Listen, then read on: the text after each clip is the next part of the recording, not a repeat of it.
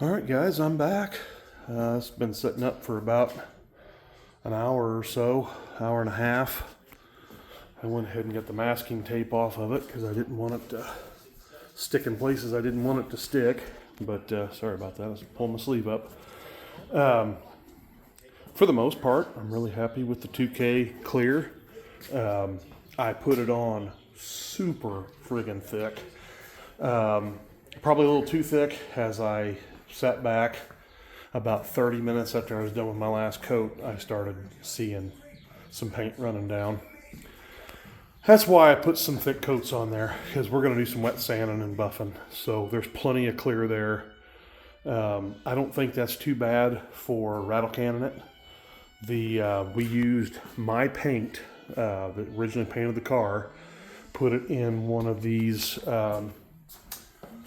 where they reduce it, put it in one of these cans, and that's what we sprayed the base with. I'm about out of it. I got to get some more because there's some more on the other side I got to fix.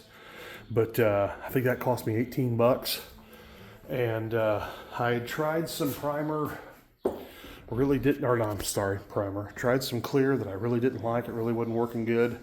But it wasn't costing me anything, so we kept trying. Now this 2K stuff's expensive. I think I had like $30 some a can. I put 2 full cans on there.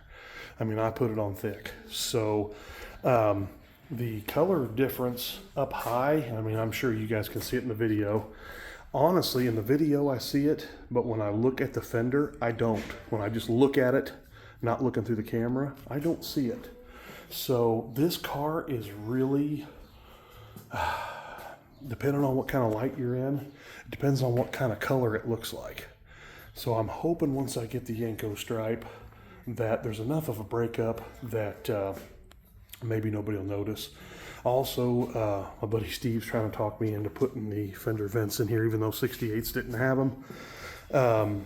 You can't really tell this car's a 68 anyway. So I might throw those on there and paint them a black and put them on there. But that might be too much black. That might make it worse. I don't know.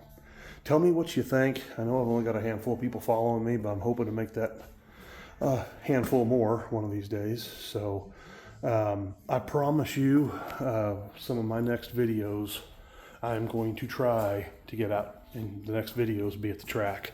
There might be a video or two setting up the suspension and getting the Yanko stripes put on, but this is as close as I've been in 6 years to having this thing track worthy. So I'm really excited. So tell me what you think. Like I said, there's a lot of wet sanding in my future, but I think it's going to be the best repair that I could get done for well under $200. So I'm happy with it. I can't shoot. I had a couple of runs, like I said, about 15, 20 minutes. I started noticing the paint running, and I don't know if you can see it or not, but I can't shoot anything. I can shoot base all day long, never gonna run. But if I shoot clear, I don't care how thin I put it on, it's gonna run. So I just made more work for Steve and I, but I think it's gonna be worth it. I think it's really gonna look good. So, all right, guys, hopefully next video, this thing's going vroom vroom down the track. So talk to you later.